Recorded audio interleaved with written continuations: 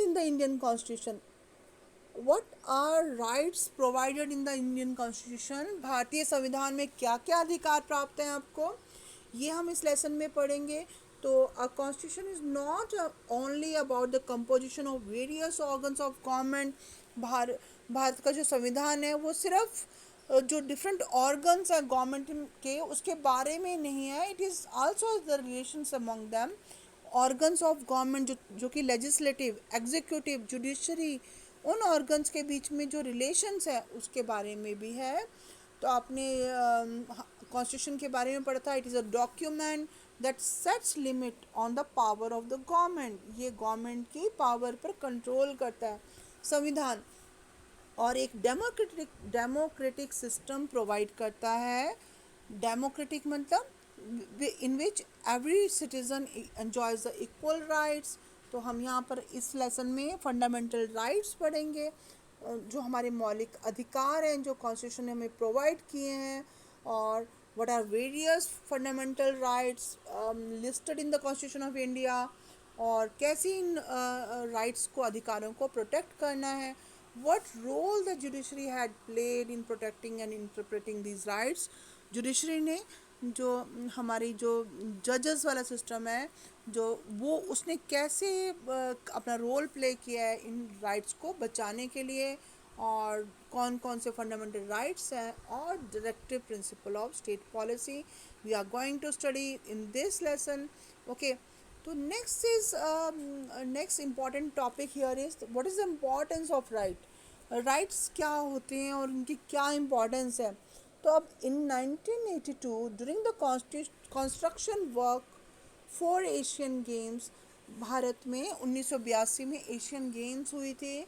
वहाँ जब कंस्ट्रक्शन का काम चल रहा था तो गवर्नमेंट एंगेज इन, और उसमें कुछ कॉन्ट्रैक्टर्स को, ठेकेदारों को गवर्नमेंट ने एंगेज किया था. These contractors employed a large number of very poor construction workers from different part of country to build the flyovers और स्टेडियम. अब यहाँ पर एक सिचुएशन के बारे में पढ़ रहे हैं कि भारत में जो एशियाड गेम्स हुए थे 1982 में, तो जो ठेकेदारों ने पूरे देश से जगह जगह से जो मज़दूर बुलाए थे, पुअर वर्कर्स, और उसमें फ्लाईओवर्स बनाए थे दिल्ली में और स्टेडियम्स बनाए थे. These workers were put in a, they were kept in a poor working condition and were paid less than the minimum wages decided by the government. जो हमारी गवर्नमेंट है ना वो मिनिमम कम से कम मजदूरी डिसाइड करती है जो मज़दूरों को मिलनी चाहिए थे, और उसमें बहुत कम मजदूरी दी गई थी. अब यहाँ पर एक team of social scientist they studied their poor condition, उनकी इस हालत को उन्होंने स्टडी किया, and petition in the Supreme Court में पिटिशन दी, याचिका दी. उन्होंने कहा कि एक जो लोगों को से काम लेना और मिनिमम प्रिस्क्राइब्ड जो वेज अमाउंट नहीं देना, मजदूरी नहीं देना, इसको बेकार माना जाता है. बेकार मतलब बिना किसी पैसे के काम करवाना, या फोर्स्ड लेबर के अंडर आता है, ज़बरदस्ती उसे श्रम कराया जा रहा है, which is a violation of the fundamental rights against exploitation.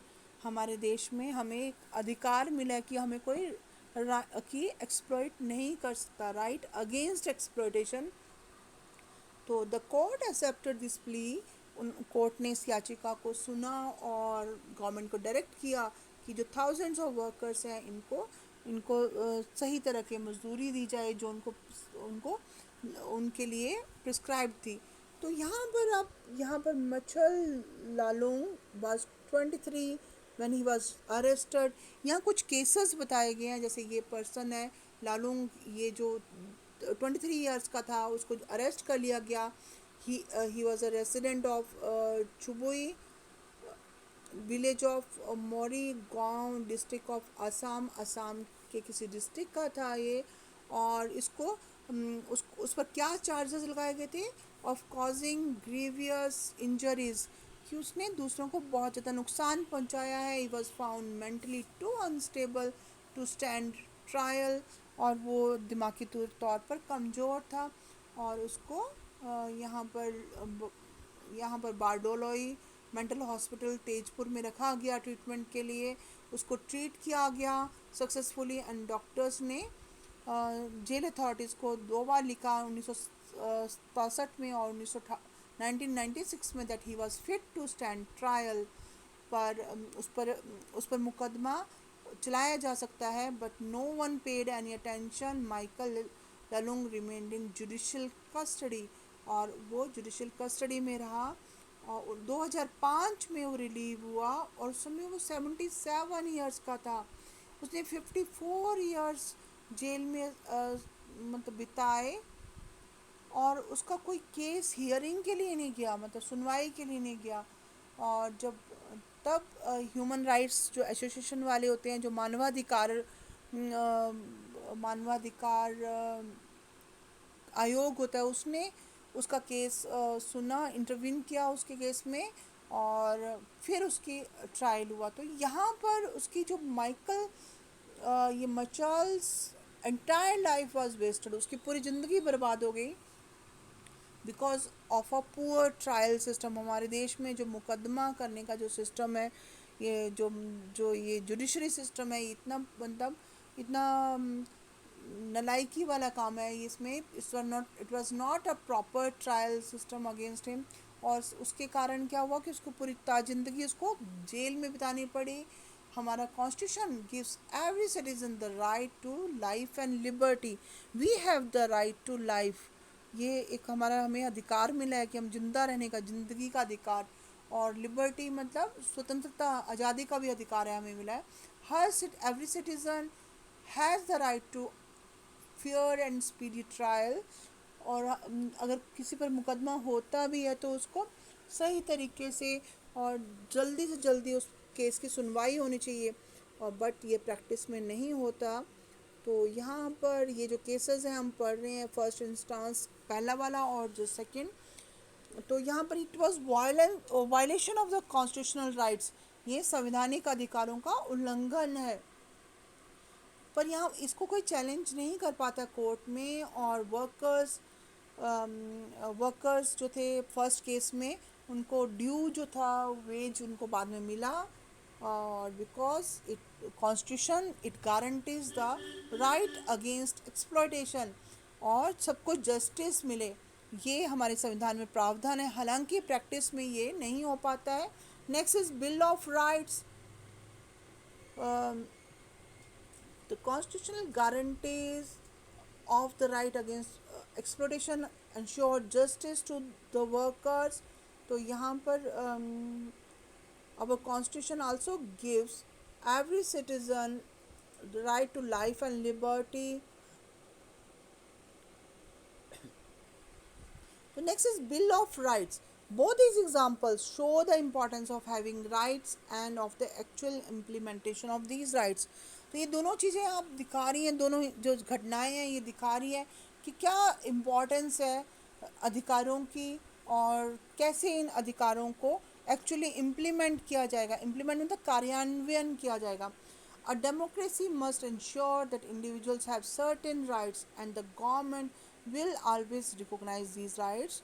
हमारी जो गवर्नमेंट है उसको इन हमारे अधिकारों को हमें देने का पूरा कोशिश करनी चाहिए हमारे we are a democratic country और therefore it is often a practice in most democratic countries to list the right of citizen like the in the constitution ये जो अधिकार हमें संविधान ने दिए हैं इनको इनका एक पूरी लिस्ट बनी है such a list of right इसको बोला जाता है list of right is known as bill of rights ये जो पूरी लिस्ट है राइट्स की अधिकारों की इसको बिल ऑफ राइट्स बोला जाता है अधिकारों की लिस्ट है इट प्रोहिबिट्स गवर्नमेंट फ्रॉम दस acting against the rights of the individual और ये क्या करती है ये रोकती है गवर्नमेंट जो गवर्नमेंट्स को कि वो जो पर्सन्स हैं उनके सिटीजन्स हैं नागरिक हैं उनके अधिकारों का उल्लंघन नहीं करे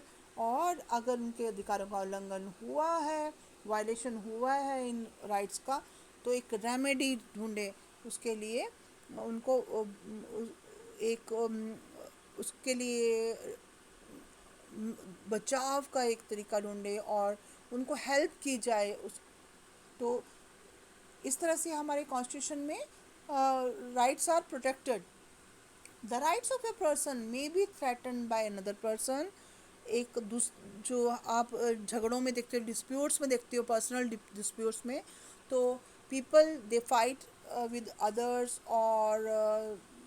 और वो मतलब डरा धमका के भी उनके लैंड या प्रॉपर्टी को अपने अधिकार में करना चाहते हैं. तो ऐसी सिचुएशन में क्या होता है, गवर्नमेंट क्या है, it is bound to protect the right of the individual. On the other hand the organs of the government, the legislature, executive, bureaucracy और even the judiciary, ये सारे जो थ्री ऑर्गन्स ऑफ गवर्नमेंट है, ये help करते हैं individuals to have the their rights in the proper place. तो देखिए, this is all about the